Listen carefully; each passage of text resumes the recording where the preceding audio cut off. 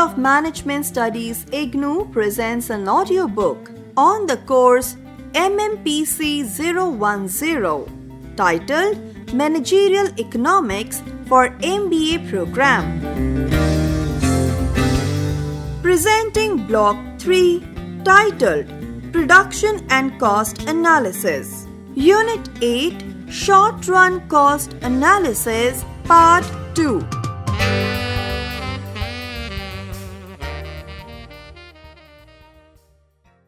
Fixed costs and variable costs.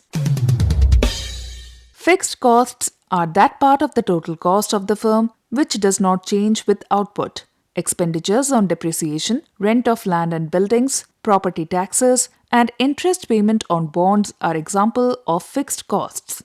Given a capacity, fixed costs remain the same irrespective of actual output. Variable costs, on the other hand, change with changes in output. Examples of variable costs are wages and expenses on raw material.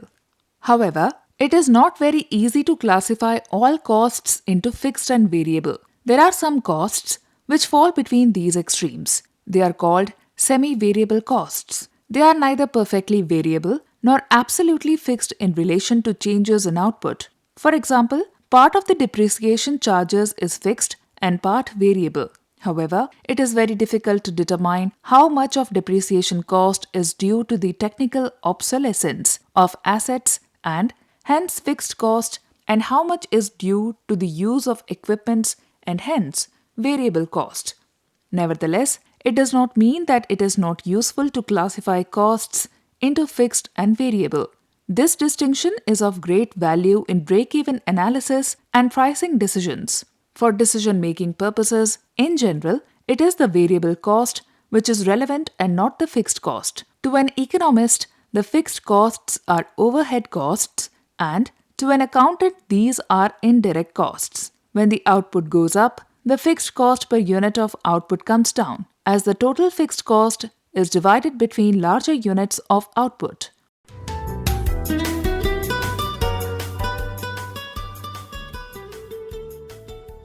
Short-run and long-run costs.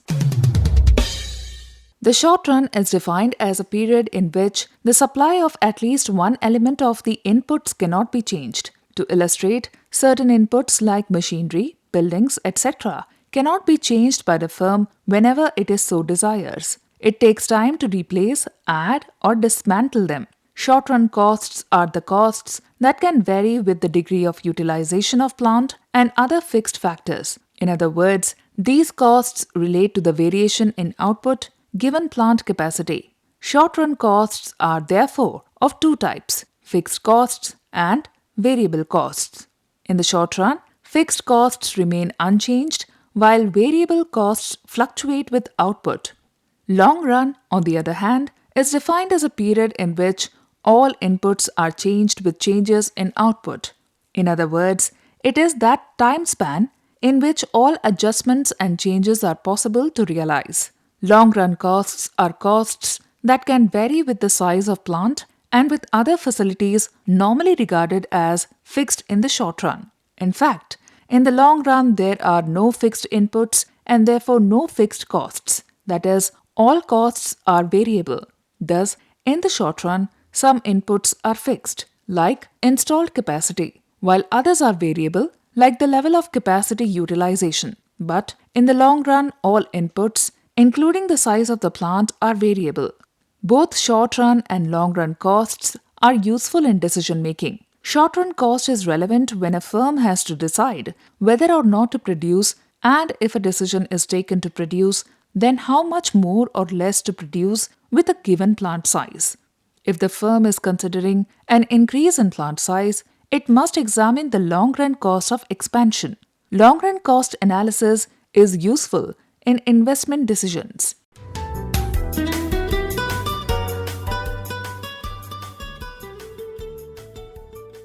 Short-run cost functions.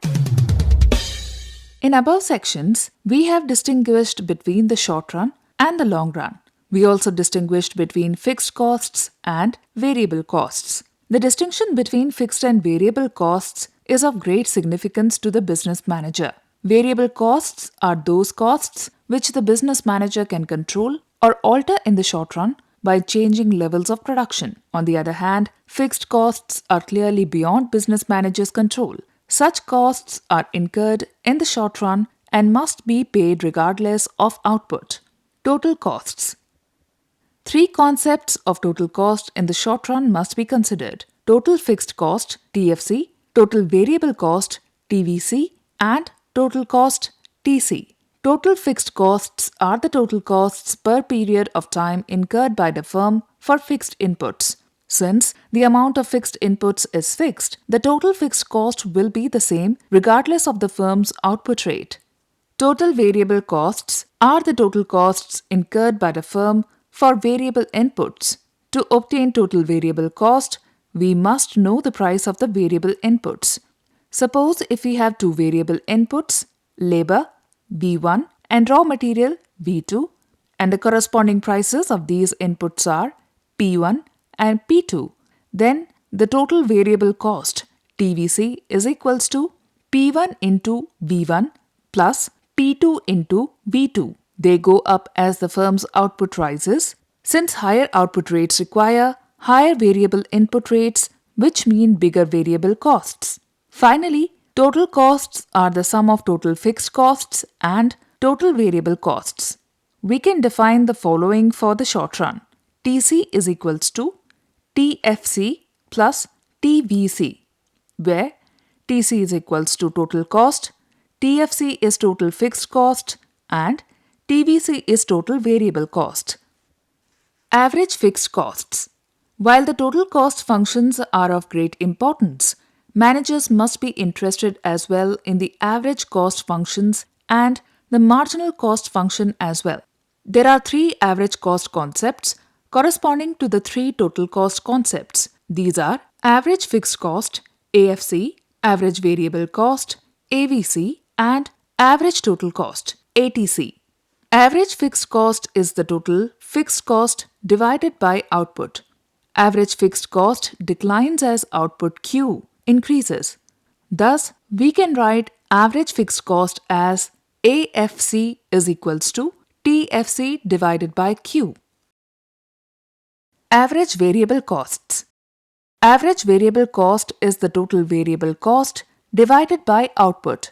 At first, output increases, resulting in decrease in average variable cost, but beyond a point, they result in higher average variable cost. AVC is equals to TVC divided by Q, where Q is output, TVC is total variable costs, and AVC is average variable cost.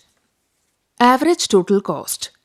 Average total cost ATC is the sum of the average fixed cost and average variable cost. In other words, ATC is total cost divided by output. Thus, ATC is equals to AFC plus AVC, which is equals to TC divided by Q. Since ATC is the sum of the AVC and AFC, ATC curve always exceeds AVC curve. Also, since AFC falls as output increases, AVC and ATC get closer as output rises. Note that ATC curve is nearer the AFC curve at initial levels of output, but is nearer the AVC curve at later levels of output. This indicates that at lower levels of output, fixed costs are more important part of the total cost, while at higher levels of output, the variable element of cost becomes more important. Marginal cost. Marginal cost MC is the addition to either total cost or total variable cost resulting from the addition of one unit of output. Thus, MC is equals to uppercase delta TC by uppercase Q, which is equals to uppercase TVC divided by uppercase delta Q, where MC is equals to marginal cost, uppercase delta Q is equals to change in output, uppercase delta TC is equals to change in total cost due to change in output, uppercase delta TVC is equals to change in total variable cost due to change in output. The two definitions are the same because when output increases, total cost increases by the same amount as the increase in total variable cost. At low output levels, marginal cost may decrease with increase in output, but after reaching a minimum, it goes up with further increase in output. The reason for this behavior is found in diminishing marginal returns. The marginal cost concept is very crucial from the manager's point of view.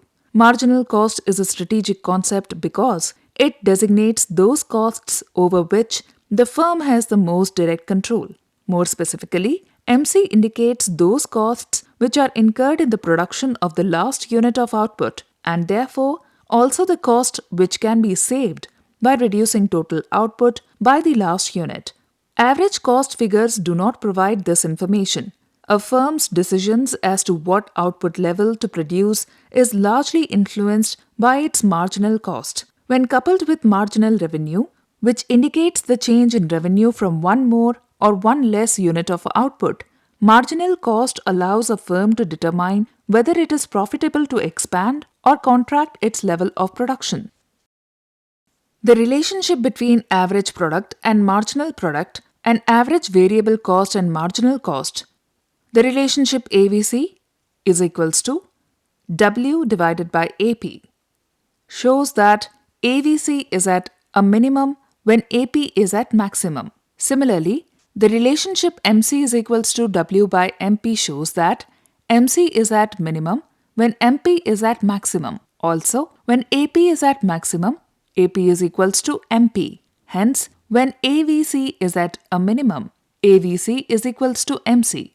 It is clear that when MP is rising, MC is falling, and when MP is falling, MC is rising. The relevant costs to be considered for decision maker will differ from one situation to the other depending on the problem faced by the manager. In general, the TC concept is quite useful in finding out the break-even quantity of output. The TC concept is also used to find out whether a firm is making profits or not. The AC concept is important for calculating the per unit profit of a business firm. The MC concept is essential to decide whether a firm should expand its production or not.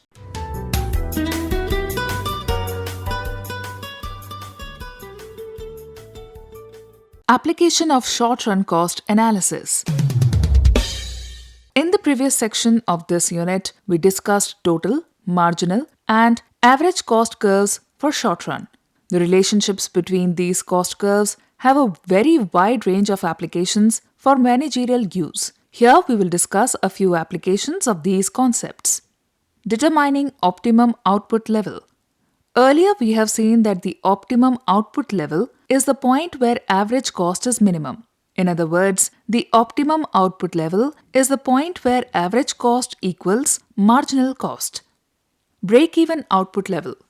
An analytical tool frequently employed by managerial economists is the break-even chart, an important application of cost functions. The break-even chart illustrates at what level of output in the short run the total revenue just covers total costs. Generally, a break-even chart assumes that the firm's average variable costs are constant in the relevant output range. Hence, the firm's total cost function is assumed to be a straight line. Since variable cost is constant, the marginal cost is also constant and equals to average variable cost. Here, it is assumed that the price of the product will not be affected by the quantity of sales. Therefore, the total revenue is proportional to output. Consequently, the total revenue curve is a straight line through the origin. The firm's fixed cost is 500 rupees, variable cost per unit is 4 rupees, and the unit sales price of output is 5 rupees. The break-even chart, which combines the total cost function and the total revenue curve,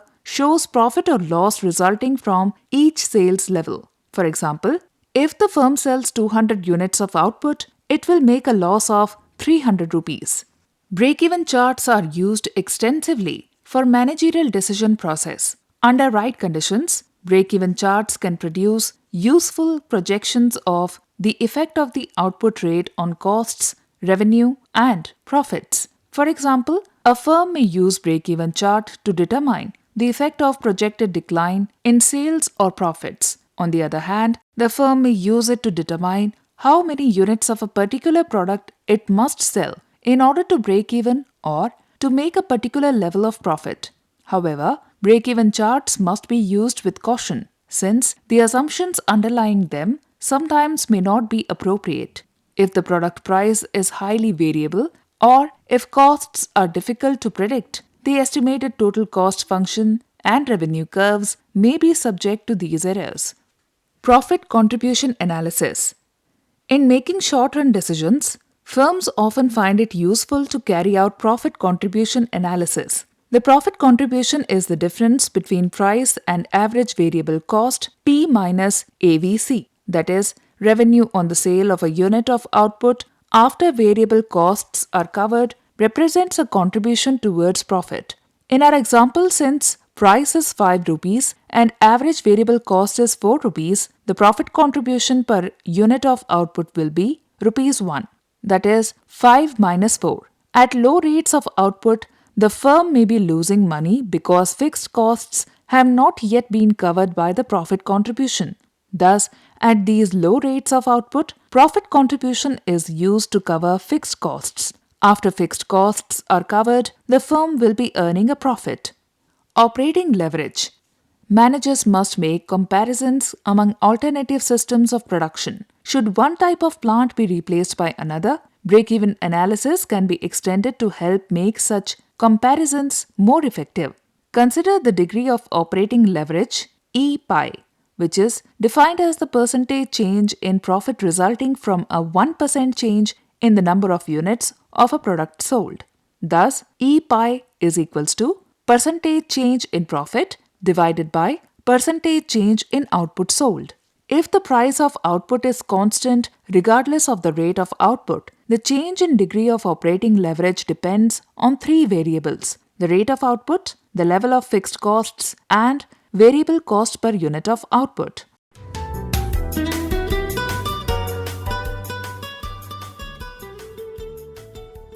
Summary.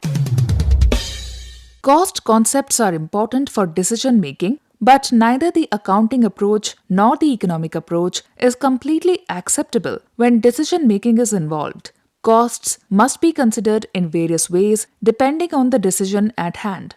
Both traditional economists and traditional accountants have tended to be fairly dogmatic in their definitions of cost. On the other hand, managerial economists want a flexible approach.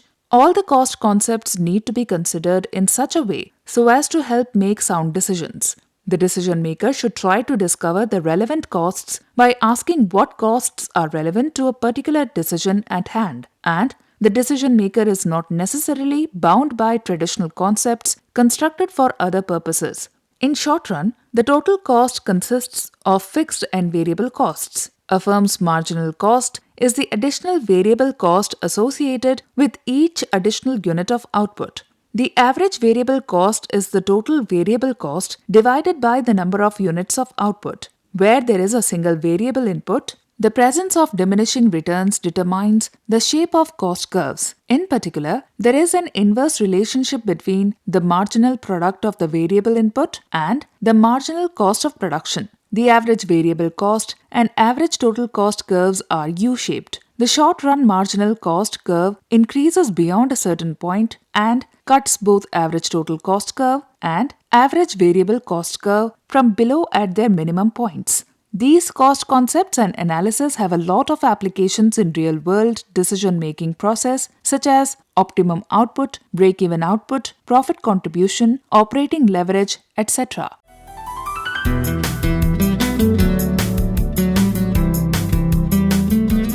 We were listening to the audiobook by the School of Management Studies IGNOU for MBA program. Course code MMPC 010, titled Managerial Economics. Course coordinator Dr. Leena Singh. Voiceover by Renuka. Edited by Savita. Program assisted by Tarannum Jahan. Program produced by Dr. Manoj Kumar Singh. This program was brought to you by Electronic Media Production Center of Indira Gandhi National Open University.